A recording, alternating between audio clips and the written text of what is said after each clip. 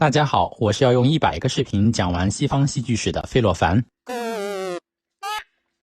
今天分享的是古希腊戏剧家索福克勒斯的名作，被黑格尔誉为最伟大悲剧的古希腊悲剧《安提戈涅》。本剧中不可调和的戏剧冲突堪称典范。首先概述一下剧情：安提戈涅的2个兄弟在决斗中杀死了彼此。特拜国王克瑞翁下令厚葬弟弟厄特俄克勒斯，而不允许任何人安葬哥哥波吕尼克斯。原因是前者是为保卫城邦而死，而后者正是通敌外邦围攻特拜的叛徒。安提戈涅不惧国王的禁令，宁愿受刑被处死，也要埋葬自己的哥哥。克瑞翁发现后将其囚禁，却遭到他的儿子，同时也是安提戈涅未婚夫的海蒙的怨恨。先知向克瑞翁预言道，他将受到神的惩罚，以致家破人亡。克瑞翁惊醒并决定收回成命，不料安提戈涅已经自杀。随后海蒙殉情，继而王后闻讯后自尽。克瑞翁最终付出了惨痛的代价。初闻此剧，似乎价值导向明显倾向于歌颂安提戈涅的英雄事迹，实则不然。尽管在几千年的解读中，安提戈涅的形象比克瑞翁来得正面许多，本剧的戏剧冲突及矛盾的对立是难以调和且互相制衡的，是非对错远非黑白分明，人物双方的行动皆有令人信服的依据。在阅读剧本的过程中，读者的价值判断有可能来回转变，这正是此剧的魅力所在。我将我所理解的矛盾对立点归纳如下：在这幅图中，正轴代指合理性，负轴即为不合理性。接下来将依据此图展开说明。首先是人物行动与动机，人物的行动必然有其动机，暂且将克瑞翁和安提戈涅的动机分别归结为城邦利益与家庭伦理。作为国王，严惩叛徒显然是出于城邦的考虑，大义灭亲并非不可理解，同时对于稳固统治和维护安定有重要作用。对于安提戈涅来说，作为死者的亲人，安葬死者作为家庭伦理则更为人所理解。要知道，在古希腊的文化中，将死去的亲人安葬是极为重要的，可以参见特洛伊战争中特洛伊王普里阿摩斯求回儿子的尸体的桥段。所以这难道是一个关于忠孝不能两全的命题吗？不，安提戈涅搬出了神的法律的概念，由此引出了千年来法学界争论不休的2大派别：自然法学派与法律实证主义。而安提戈涅成为自然法学派恶法非法这一主张的伟大代言人。且看剧中安提戈涅对于神律的这段经典台词：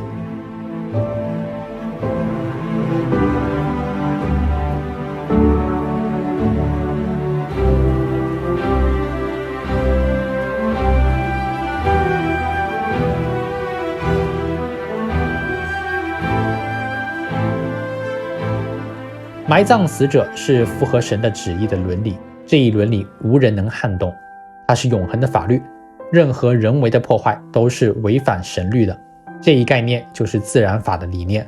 世间存在着既有的自然法，它规定着正义与非正义，人要做的是发现自然法，并将其作为法律制定的准则。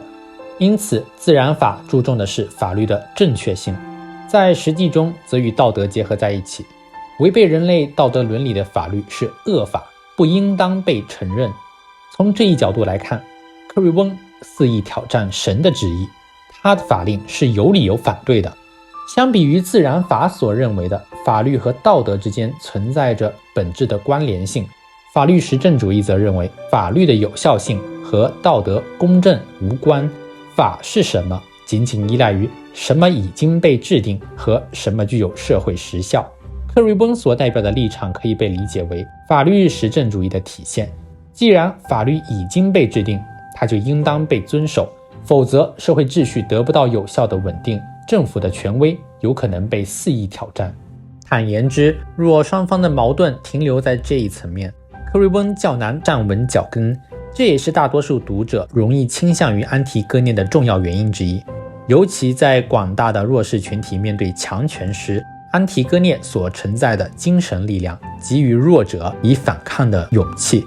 但进一步的批判性思考将会告诉我们，双方的动机或者说价值取向其实没那么纯粹。第二组矛盾我归纳为政治理性与人道主义。克瑞翁的立场出发点可以被归结为政治理性，对于特定历史时期的事件，不应当以现代社会的价值判断来评判。克瑞翁作为国王所做的这一决策及其背后的考虑，在我看来是具有一定政治理性的。相信在阅读剧本的过程中，克瑞翁能够给人以城邦利益至上的决策者的气概。当然，他的决策或许不够明智。反观安提戈涅，则完全规避了死者的罪恶，对于波吕尼克斯的叛国行为不予置评，只注重于基于亲缘关系的伦理，以及所谓神律的正义法则。试想，当你的家属犯了叛国罪，你难免会感到羞愧，这是一个正直的公民的正常反应。那么对于特拜这个国家，安提戈涅是否有认同感？恐怕他给不出肯定的回答，因为自出生他便背负起家庭的厄运，从小陪伴父亲俄狄浦斯流落他乡。特拜城虽是他的家乡，却也是他憎恨的地方。家人是他无法割舍的血脉，是他唯一值得守望的人生终点。安提戈涅为了亲人的安息歇斯底里，反观克瑞翁竟对家庭如此冷漠。身为安提戈涅未婚夫的海蒙得不到父亲的同情，克瑞翁的另一个儿子更是在早前为了城邦的安危献出了生命。因此接连失去2个爱子的王后彻底绝望，将罪责归咎于克瑞翁。更不用说埋葬死者是对人最后的也是最基本的尊重，是符合人道的行为。如此种种可以看出，克瑞翁似乎有着反人道的一面。那么克瑞翁和安提戈涅间的矛盾是政治理性的缺失与人道主义的缺失所导致的吗？不尽然。克瑞翁的政治理性是有致命弱点的，大致可以归结为2点：一是建主统治对民主政治的反噬；2是人类理性的狂妄。当克瑞翁口口声声地以城邦利益为自己决策的出发点时，无意中绑架了民意，以达成统治者的政治目的，归根结底是为了自我利益。君主政体与民主政体在古希腊是并存的，而其中建主政体是君主政体的一种变态政体。作为摄政王的克瑞翁就是特拜城的建主。建主与君主都是一个人统治城邦，但君主顾及并促进全邦人民的利益，而建主则只关注他个人的利益，忽视全邦人民的利益。亚里士多德如此定义道：执政者的统治要是只在照顾全邦共同的利益，就是正宗政体；反之，如果执政者只照顾自己一人或少数人或平民群众的私利，那就必然是变态政体。剧作者索福克勒斯所处的便是雅典民主的黄金时代，结合剧本创作的时代性，克瑞翁的悲剧或许可以看作当时的民主政治势力对建主独裁的批判，同时克瑞翁某种程度上的不敬神被看作是狂妄自大的理性，是必将招致灾祸的。在古希腊神话中，导致悲剧的常见原因便是过于狂妄自大，以至于不敬神，最终招致神的惩戒。狂妄是古希腊人眼中的大罪。剧作者索福克勒斯究竟是警示人们切勿亵渎神灵，还是警醒人们不要过度相信理性？对于这个问题，人们有着不同的理解。再来看看安提戈涅的伪人道主义。美国明德贝勒学院肖唱改编而成的3幕悲剧《安提戈涅》中，借安提戈涅的妹妹伊斯莫涅之口对其批判道：你并不爱我们的哥哥，你爱的是你自己正义的姿势，你想以你的姿势赢得不朽，你的行动并非出自对具体生命的同情，而是抽象原则狂热的激情。剧中克瑞翁质问安提戈涅，对那个的礼敬，对这个看来就是对他的不敬。意思是对叛徒哥哥的礼敬，就是对为城邦战死的弟弟的不敬。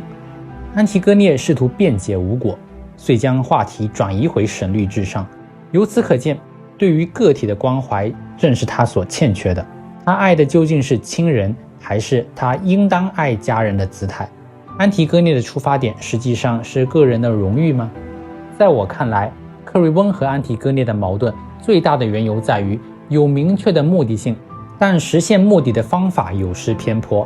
试想，安提戈涅可否以弱者的姿态博得同情，从而换得国王的回心转意？克瑞翁是否可以早早做出让步，允许安提戈涅将哥哥远远地埋葬在城邦之外？按人物设定来看，恐怕难以实现。这意味着本剧的矛盾冲突或许是不可调和的。如此逐层解析，本剧矛盾对立的复杂程度可见一斑，堪称戏剧冲突营造的典范。好的戏剧冲突往往是难以调和的，冥冥之中注定无法化解，并只有唯一的出路。相比之下，俗套的戏剧冲突则常常通过误会来发展，通过巧合来推动事件。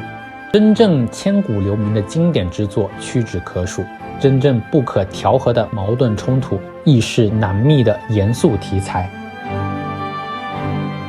我是飞洛凡，带你走进戏剧的奇妙世界，我们下期再见。